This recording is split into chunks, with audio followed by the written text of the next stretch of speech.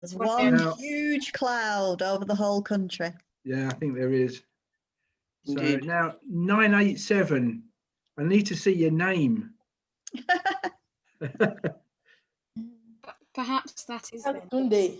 Maybe. Yeah.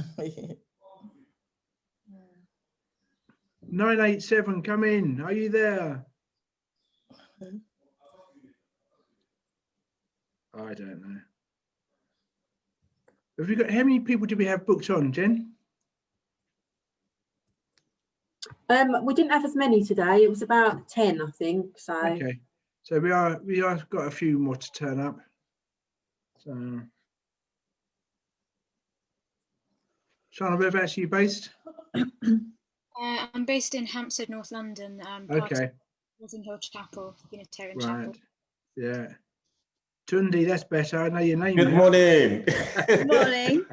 Sorry, I was Hi, trying to clear Catherine. my excesses. How are you all? Yes, we're good, thanks. And We're you? fine. Excellent. Good.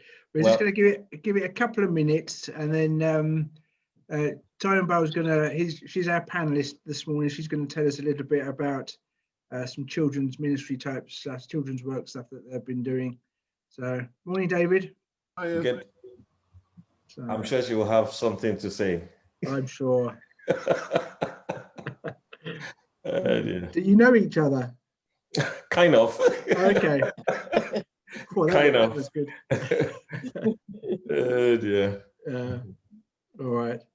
One more minute, I think, and then we'll see how we go there.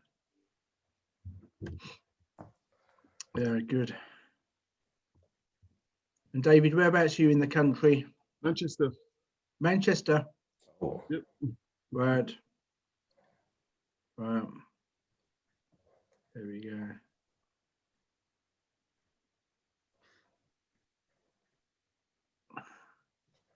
Fidela's got her Faith Action mug. Well done, Fidela. That's what you need. Enjoying it. So if you don't know, if you come to, I think we've reduced it. I think if you come to 4 coffee mornings, we'll send you a mug. So so have you got one, Lorraine? reduced it. It I used to be have, 6. yeah. Yeah. It I was know. 6. We've got a lot of mugs. We've got a lot of mugs to get rid of today, so we've got to reduce it down. So Oh, I see. I sent my photographs to Jenny. yes, that was good. Don't worry. Yeah, I am feeling better. Good. Good. I had a spell in hospital I wasn't expecting, so Oh, really? yeah. They Oh. suddenly discovered I had gallstones. Oh, nasty.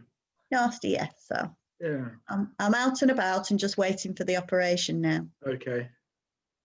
Are they the ones can they deal with it like ultrasonic? Like that you can use sound waves to No, sort you out? keyhole surgery. Okay. All right. So, There we go. Yeah. Right. I think what we'll do is we will kick off, and so Tyrone, tell us a little bit about who you are, where you are, and what you've been up to in regards to the children's activities over the last 6 months or so. Okay. All right. Thank you so much for having me on this coffee morning. My name is Toyin. I'm part of the Kingsborough Center. So Kingsborough Center actually owns a church, runs a church, a nursery, and a food bank. So I've been, part of Kingsborough Center since 2005. So we do have 2 branches of the nursery, and the 2 nurseries were open from, during the lockdown and all that. So we've been able to gain a lot of experience through that before the church now reopened in August. So when the church decided to reopen in August, we looked at some risk assessment, had meetings, and we told the children's church teachers, and we're lucky to also have our own building so that we could, decide how everything would work for us in the children's church. So one of the things we decided as a church first was to ensure that everybody that comes through our door would be checked, temperature checks, and they wear the mask and sanitize their hands and all that. But with the children, it was a little bit different because of the guidelines for children is different. So they don't need to wear the mask or anything. So what we did was that as the children come into the entrance with their parents, we get them to, we do their temperature check at the door. So the people that does it at the door will do that. And then the parent takes them to the room where the children would go. We don't allow parents in. So children comes in, we're lucky to have a sink just by the door. So children gets to wash their hands straight away. And then, they're free to play in the room. So, but they don't go outside of the room, and the service is only for an hour, latest an hour 15 minutes anyway. So, and if we get to take them to the garden, there's a garden next door to the children's area as well. So they only mingle with each other there, and we have groups of them with their teachers. So the teachers' temperatures are checked. They don't need to wear a mask, although we provide a mask for those of them who prefers to wear them, but it's not compulsory that they wear a mask when they're with the children. So it was a bit slow at the beginning because some of the parents were not sure. So what we encourage parents to do was to get at least one of them to come and see the place. If there's single parent, they can come during the week to come and see the children's church, so that can put their minds at rest. And so now it's become very busy because everybody's happy with the way it's been running and everything has been fine. But we're lucky because of the way the building is, it's contained. So the toilets are there. They don't need to go outside of the room to access all the things they need. We don't allow them to eat in the room as well. So what we do is to let them take the snacks away with them when they're leaving. So that could, reduce any kind of further interaction in terms of with food and all that. But I don't believe, if we decide to start allowing them to do that because they're in their own bubbles, I think it should be okay. But the teachers prefer not to do that at the moment. So really, so that's how we've opened and things have been going well. Thank you. Yeah. I'm going to share a little bit as well. My wife Debbie, she looks after the children's ministry for our church. We have about I think we have about 30 children's workers for about 80 or 90 children, and we have midweek things and things like that. And I know that in chatting with her this morning, she was saying that many of the children's workers have been making short videos that we then send out each week with like an activity pack. So there's been quite a lot of work to get that up and running, but now it's working. And we were sending out just activities in the early days, but what we found was that many of the parents, if they were having to do homeschooling as well, having another thing to do at weekends was driving them mad. So we obviously had to sort of bear that in mind. So now they send out a short video explaining what they're doing, or might have a story attached to it. And then the children can basically watch the video and do the activity without the parents' involvement. So that makes life a little bit easier. They've not been able to meet as they used to, although when the regulations were slightly more relaxed over the summer, they did a number of sort of group activities outside in the park, where they would get into small groups of 5 or 6 and do some activities over the park. But obviously that's now not possible at the moment, which makes it a bit more difficult. But also the slightly older children, so the 7 to 9 year olds, we managed to put them on like one of these adventure days where it was a fairly local place to us, but all the youth leaders there were very good. They segregated the children into small groups, and they had a whole day on doing archery and canoeing and things like that. And the kids just thought being together in that situation was fantastic. But and that was all obviously the health and safety. It was all monitored and socially distant, and all the youth workers there were very, very good. So we were able to do that for them. But like I said, they do miss being with each other. And we have a church-owned building, and so we are able to get them there just in groups of 6 at a time. We can class it as a church church service for youth or for young people, and so we've been able to do that as well. So yeah, it'd be interesting to hear if anyone's had some creative ways of looking out for the children in their communities and things like that. So feel free to chip in. Yeah. Yeah. Yes. Yeah. One of the things I forgot to mention was that during the lockdown, we actually started meeting the children on Zoom. Mm-hmm. So we actually, I didn't believe it would work, but it really worked. So we do the activities online. So what we do, we play a song, we play a video song with them. They all sing along, and then we do an activity with them. Yeah. So you could do simple activities that they could try at home as well, Yeah. depending Yeah. on the theme of the day. So a lot of the children, and we didn't, the activities were planned in a way that we don't really need the parents. So the parents, all they need to do is to log their children into the Zoom, and children can just follow through that. And we still run that up till now. So we've not shut that down. So apart from meeting physical, the families that are not ready to come back, they're still able to access the online teaching as well. So, Yeah. and that has really worked for the children. So I thought you were going to say you lock your children in and make them watch it.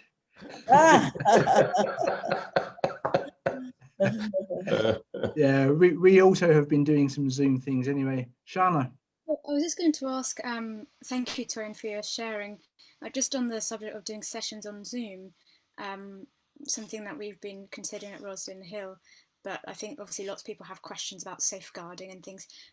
So how many teachers go on? Because from what I've briefly read at the start of lockdown was obviously to have more than one person, as we would do in a physical space anyway, just to help with any safeguarding problems.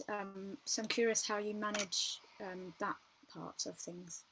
Yeah, so I mean, the rules for nursery schools opening is not different from church having children as well. Okay, so you can still have, depending on the ages of the children, so you can still run your children's church the way you run it, with the amount of adults that runs your children's church and your groups. Okay, still, the Zoom. Yeah.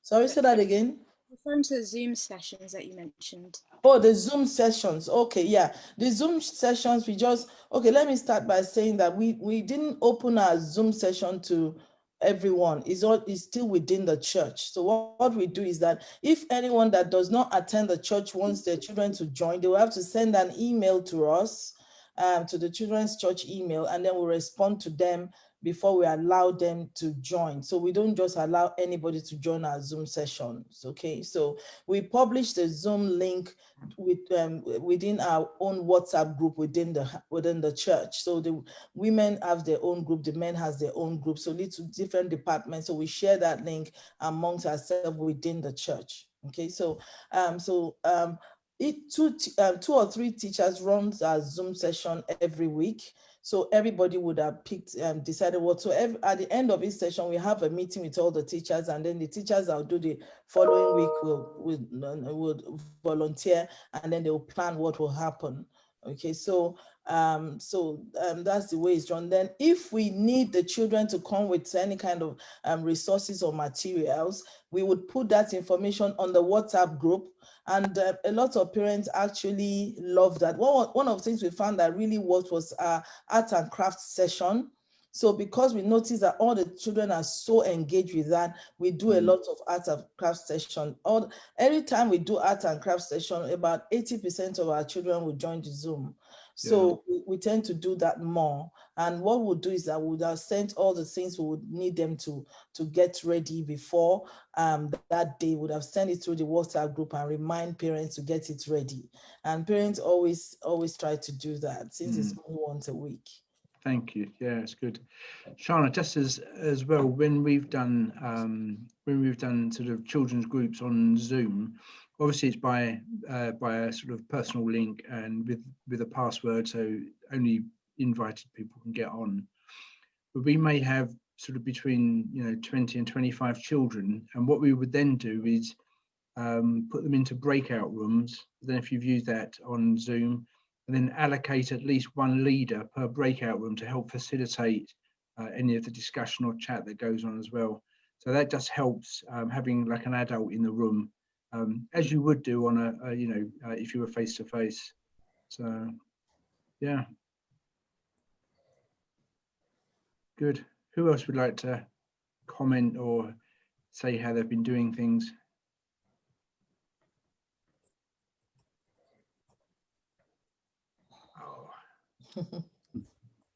Come on, I'm sure somebody's got a question somewhere. Yeah, for us up here, Zoom has been the tool that we've been mainly using. At the beginning, it was mainly aimed at families, because obviously everybody's got to prepare. You've got to find out how many devices are in the households, etc., etc. It seems to work. One thing I would ask, though, one question is the resources, because you're going online, and some churches probably were better prepared because they might have been engaged in an online ministry prior to the COVID-19 pandemic. But one of the challenges I've found is sourcing the resources for children's ministry, for an online ministry. When we were in the churches, everything's pretty well laid out. It was quite mature. The safeguarding processes and everything were all in place. But going online, I found that that's something we've had to learn about very, very, very, very quickly. Yeah. As well as the challenge of keeping people engaged, making sure you don't lose anybody. So it's still a work in progress for us up here. One of the things I found useful is to try and engage with, within our organisation, engage with churches within our organisation to try and look at those issues together. And I found that's been a much more productive way of moving it forward. Yeah, so that's my experience. It's still a work in progress. It's something that we've committed to, though, so probably when this is all over, I'm hoping it's only a season. Yeah. It's something that I think we've committed to continuing with, because we see it as a very good way of reaching people, outside of the usual ministry within the church. Yeah. Thanks, David. One of the Faith Action team, Anne Smith. Some of you may have met Anne Smith. She wrote the Creative English program that we use. She loves puppets.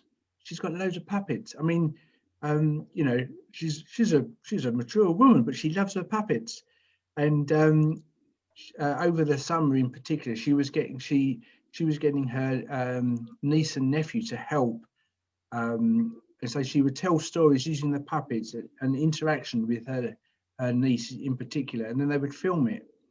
And then that resource, you could tell a story with one of the girls from the youth or from the young people.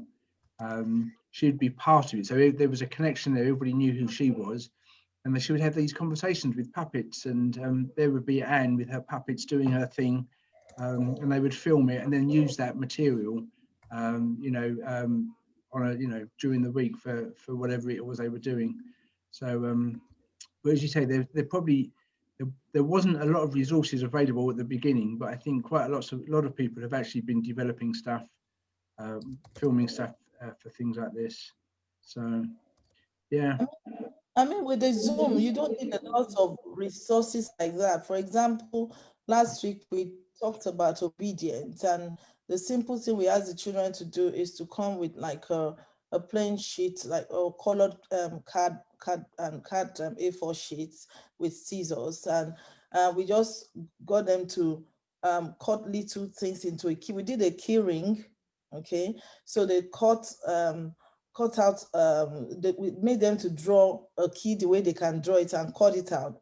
And we then got them to write the ways that we first spoke about things that we would do to obey our parents, obey the teachers, and obey. So we talked about all that. So we got them to say some keywords and wrote it on their own keys and put them together like a key ring. So just something very simple that will just get them engaged, so they can color it in, they can write it out depending on their ages and all that. For the little ones, like Martin says, more of doing puppet shows with them and getting them to talk about, what they're doing at home and all that. So it depends on the ages, and you can just do very, very simple things with them. There was a time that we got somebody to do like cake baking, but when we did that, we did it for the whole children's church, so it wasn't like a breakout session. So a lot of them were excited about that. And you could also even get them to do like rice Krispies, and put it in like a chocolate and make it like, small. So you can do something very simple with them that won't take so much time, and they'll be excited that they've done something. So they're just simple things that you can do on the Zoom. Anything that involves Rice Krispies and chocolates, you can count me in for that. So. Yeah, great, good. Anyone else want to share anything? Tundi, I saw your message. I'll see if I can get Anne to link up with you. That'd be really good.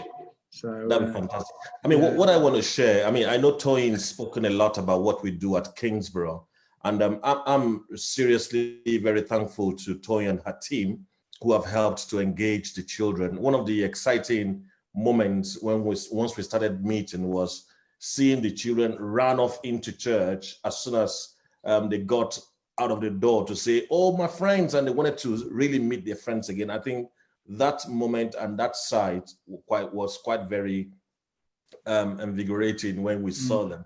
And then the other day we finished church, and then the parents wanted to be going and taking them home, and quite a couple of the children were crying that they didn't want to go home, they want to stay in church, they want to stay with their friends and all that. So that shows the enormity of the way that they have missed themselves, especially during the lockdown.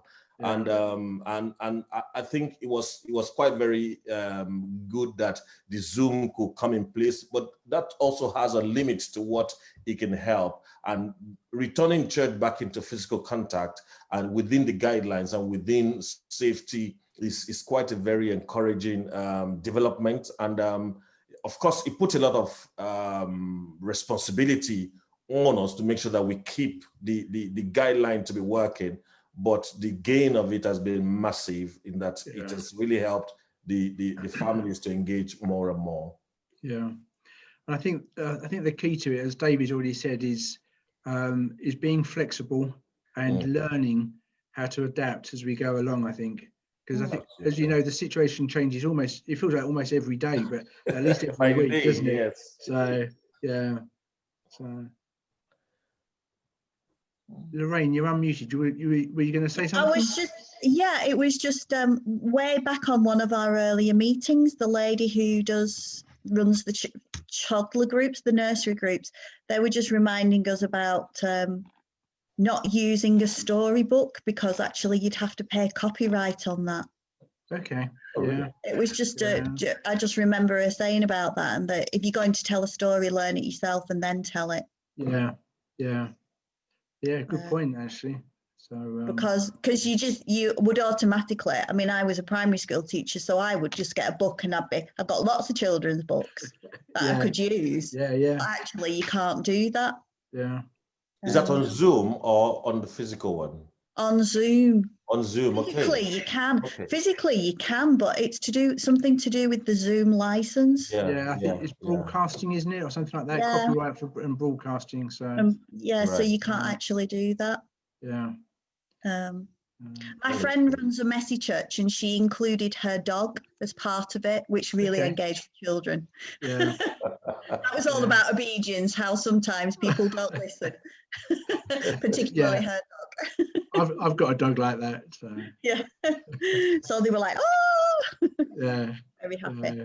What Oh, have people done about really young children? Because we haven't reopened our creche-like type with the really young ones because they can't share anything and toddlers try to share things. Has anybody done anything with really young children? At what age? Well, like the 2 to 4 year olds, the preschool children. Yeah, we've opened, we have a Zoom for them as well. And You do it with the Zoom, but not physically. We do physically as well. Do you? So how do you manage them? Do they have things that they want to go to pick up and everything? Because normally you have like your baskets with lots of toys in them for them to choose. So we don't do soft toys in their rooms anymore. So we have like wooden kitchens and little things. So we've reduced a lot of anything that we need to that they cannot use. So, but they still have things that they could play with, and then we will sterilize it afterwards. So since it's only once a week they come in. Yeah, so they get so engaged and they're happy. So yeah. Thank you for that. I know we haven't really done very much for the sort of the under 3s, under 4s really, really because it's just very difficult. You really need to get the parents to engage, to get the children to engage. So that's more of a challenge, I think. So yeah. I think it's also worth mentioning. It's also worth mentioning how engaged the children are with the guidelines already, because I mean it's out there that there are restrictions, there are things that we can do and we cannot do, and so it's very easy to see children saying, "Oh, you haven't sanitized your hand. Oh, I want to go and wash my hands." So they are actually very conscious of what is happening, and they are following suit. Of course, they are not wearing the mask and so on, but they are conscious of how restricted we should comport ourselves at the minute, and that is very helpful, in fact. Yeah, it is. Yeah, thanks, Tundi. Yeah. Good. Any more comments or ideas that you've had that have worked, or things that haven't worked even? So no. Well, this might be a short morning if no one wants to talk. I've got a question. Like how have you seen the children in terms of praying, and particularly praying over Zoom? Like how's that been? Yeah, good question. Has anyone tried that? Has anyone been doing that? Yeah, Fidela.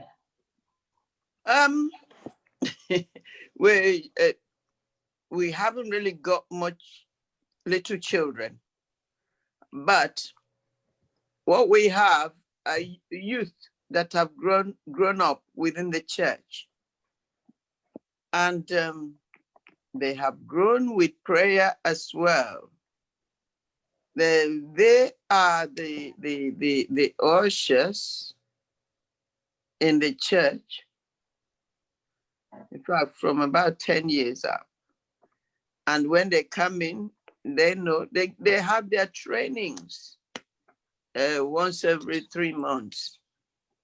And they learn how to pray, how to conduct themselves and whatever they do.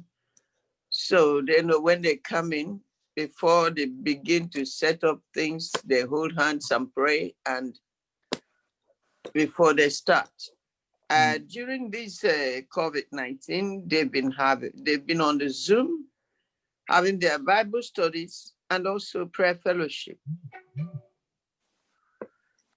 which sometimes a minister can come in and monitor what they're doing. Quite often, they actually they enjoy discussing the Bible on their own and relating it to themselves and their lives. Yeah, thanks, Fidela. I know, again, with the youth or the young people, you know, from about 6 or 7 upwards, when we've done Zoom meetings, prayer has been part of that, and they just seem to get on with it. And especially if we put them into small rooms or into breakout rooms and things like that, you might have, you know, one of the youth leaders will be, you know, or the children's team leaders. So they're quite used to doing that anyway in real life. So they do it over Zoom, and it hasn't been a problem. Have you found it, James? Have you tried it? Yeah. Are you talking? No. I mean, I'm not in a current. You're not in there, sort of. Okay. That there's very few children in the church I attend, and I'm on Zoom, so I'm not. It's not something I'm practicing at the moment. Okay. All right. With regards to children and youth. Yeah. Sure. Mel. Yeah. I was going to say that with prayers, what we have always taught the children, we always give them the opportunity to share whatever they would like us to pray. This is something we've been practicing even before the lockdown and all that. So it was amazing when we started the Zoom classes. The children had a lot of things to pray for. So when we started, the first thing we started with was prayer. So we taught them prayer in different ways. So we taught them prayer on their 5 fingers. So praying for themselves, for a member of their family, somebody from their school, from their neighbors, and in the nation. And we found that a lot of parents would ask that we pray for their dad or for their mom or for their grandpa, and they will actually tell us what to pray. Young children, like a 3-year-old once said, please, I wanted to pray for my mommy. And we would always take it seriously when they asked us to do that, and we will pray. And then the next time we'll ask them, how's your mommy feeling now? You know, without going into any depth and all that. So that during the lockdown, a lot of them will ask to be prayed for, and a lot of them will talk about how bored they are at home and how they're very sad, because we talk about faces, happy faces, sad faces. How are you today? Are you happy? So you have the pictures of, you know, so they will choose which one, how they're feeling and all that. So that helped us to support them emotionally as well. So during the first 5 to 10 minutes, you see children coming out to talk about things, and also the physical time. When they come in the morning, we allow them to talk to each other for the next five minutes, and you see them actually chatting about things, you know, and you'll be surprised what they talk about, you know. Sometimes you use some of those things they're saying to actually, you know, talk to them later on during the activity times. So children has got a lot to say if you give them the chance to say it, and some of them, some of the things they say, you will know that this is something to pray about. And for the Zoom meetings, after each Zoom meetings, the teachers will always meet and continue in prayer, especially if any child has said something concerning. So we would pray about that and ensure that we keep an eye to make sure that child is happy. Yeah. So. Yeah. Good. Great. Any more, or shall we wrap it up for the morning? Yeah, I mean, Toyin might have answered it. I just was interested because, you know, I've had lots of chats with adults about how you in lockdown, and, you know, sort of deeper chats really about how people are coping with this. And I just wondered, like, how, from your experiences, like what kids are picking up on, either for themselves or for their families, like how are they doing? Yeah, I mean, even last Sunday, so some children came the first time to the physical meeting, and I didn't even know because I wasn't teaching, so I was in the main church. So their dad brought them to see me because they were asking. So they ran to me, and I was like, "Oh, how are you? How have you been?" And they said, "Oh, we've been wanting to come to church, but mom was scared." I'm like, okay.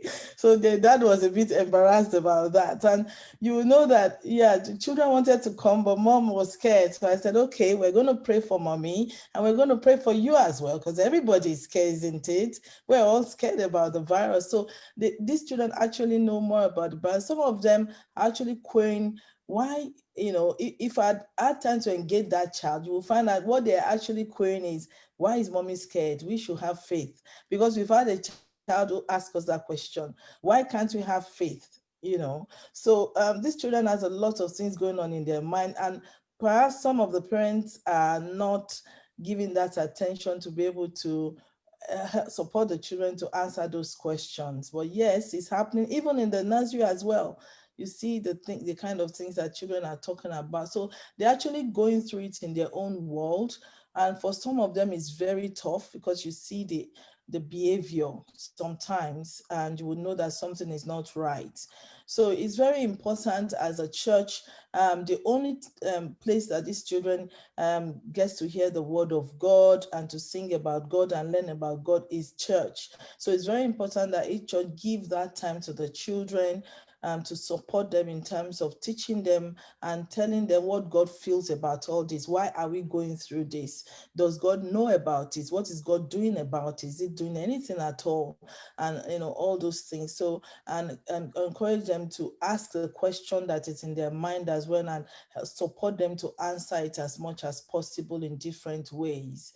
They need that support a lot, and you find out that initially some of them come to the physical, and the children, you knew that they were so bubbly, but when they came back, they were just into themselves, and you just know that, well, I need to see how I can get this child back to where they used to be. Without them saying anything, you can pick those things if you already know those children very well as teachers.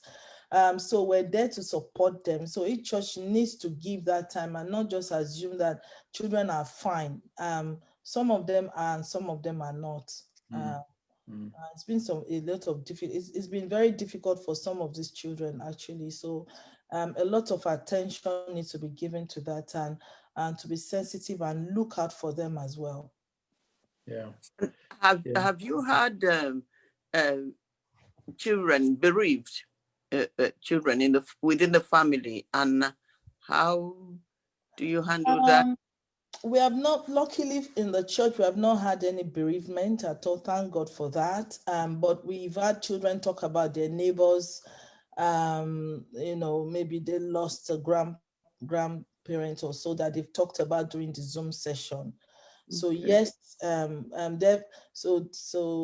we've had to support those children, because some people share childcare with their neighbors because they're close, or so some children actually know their neighbors so well, and they will talk about whatever that has happened to their neighbors during the session. So we tend to support those children, and sometimes we'll have to let the parents know that child had talked about a neighbor that passed on. Did you know that they know about it? And maybe they had it through conversation, and you have not given them that time to talk about it with them as well and support them through it. Yeah. Thank you. Yeah, it's good questions, James.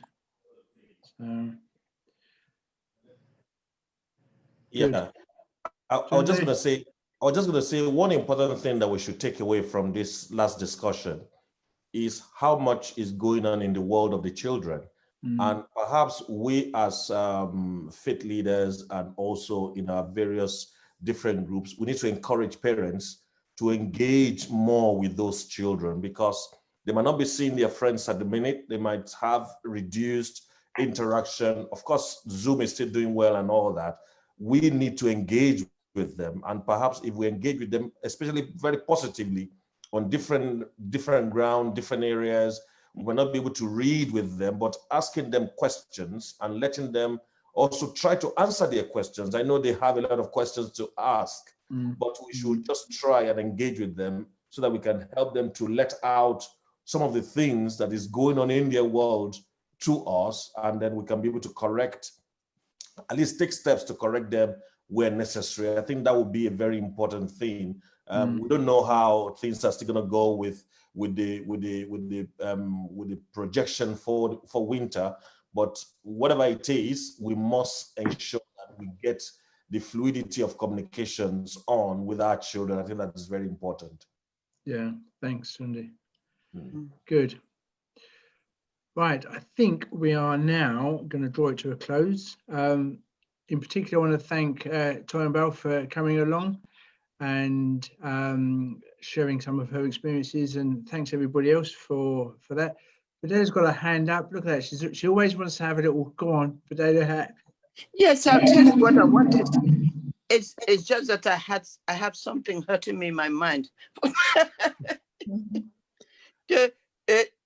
It's not about the looking after the children, no, but it is that I don't know whether any other church has had a problem. We've only started using the church 2 weeks ago, and last weekend we were locked down again. Oh. Yeah. Why? Yeah, because according to the landlords, the headquarters decided, because of what the prime minister said about people not going into the households, that members of the church that come from so many different parts of the country, of the town, and therefore they felt it was dangerous to be gathering and having service. Oh. Whereabouts are you, Fidela? What I'm in town? Hornsey. It's a Moravian church. Okay. As far as I'm aware, you. Very disappointing. Yeah. Yeah. Ryan. The churches in the Liverpool district, the superintendents with the chair of district all got together, and they took the decision to recommend to church councils that we close again. We've been having services since July, but because of our new tier 3 restriction, we didn't open for a service face-to-face again on Sunday. Yeah. All during that time that we've reopened, we've also had an online service, but obviously that was for a circuit. But it was recommended by the superintendents of the district and the chair that we close to minimise contact, in line with what we've been recommended for tier 3, which was really sad. Yeah. Because some people, they'd only come back to church a week ago because they decided it's going to carry on forever and I just need to be back in church. So they'd been back at church a week and then it's closed down again. Like you say, Fidelia, it's just bad. Exactly. It's terrible. Yeah. People were very disappointed. Yeah. Yeah. I think what Sister Fidelia was talking about is the rule of 6. And, it's not the rule of 6. Yeah? No. Yeah, it was for the whole church. All our churches are closed again. Wow. Yeah. It's about